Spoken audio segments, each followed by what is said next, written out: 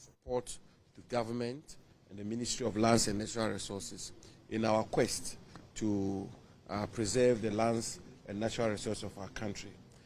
It would be remiss on my part if I did not give you a gist of what we resolved as it relates to illegal small-scale mining in Galamsey.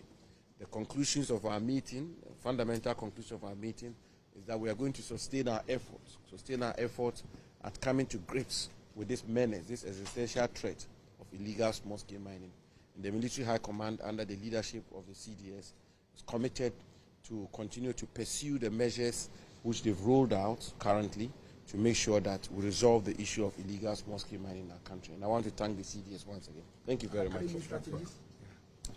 We've reviewed our strategy, we've tweaked the strategy, and I believe that the Military High Command will roll them out and make them public as and when they deem it fit. Many have said that we should have a post, a permanent post for the military men, so that it will not be a case where they come and then they go, because the legal men say that when the soldiers come, when they are tired and they leave, you come back. Are we going to have a permanent post? Well, we'll leave that to the discretion of the Military High Command. Matters of strategy, operational strategy, and the rest, I think we'll leave that to them. But most important thing is that we are never going to relent. One more question. We are done. Yes, are we likely to see more deployments?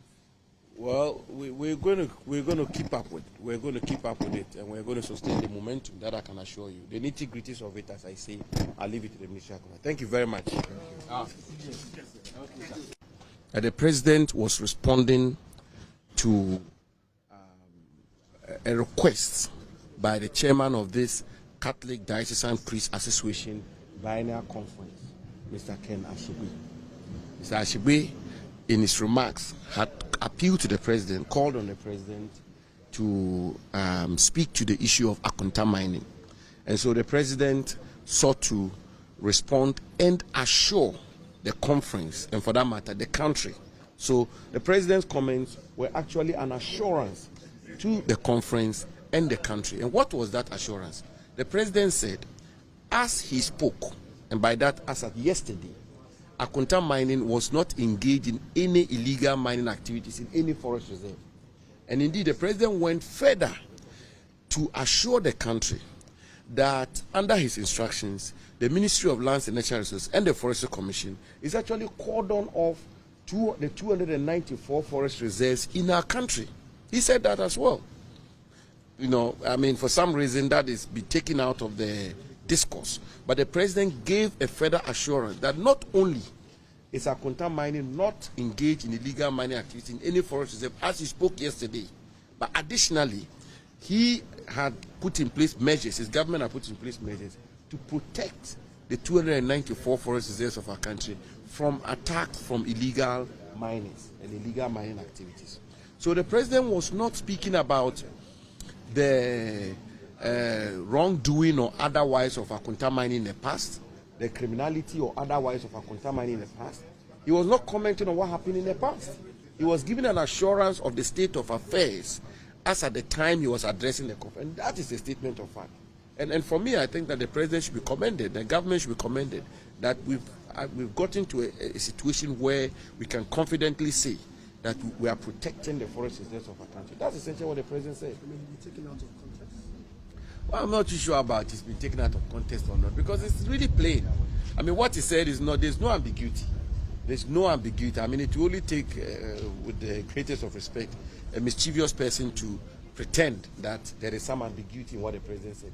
And as I keep emphasizing, the President was given an assurance following some anxiety expressed by one of the speakers at the conference.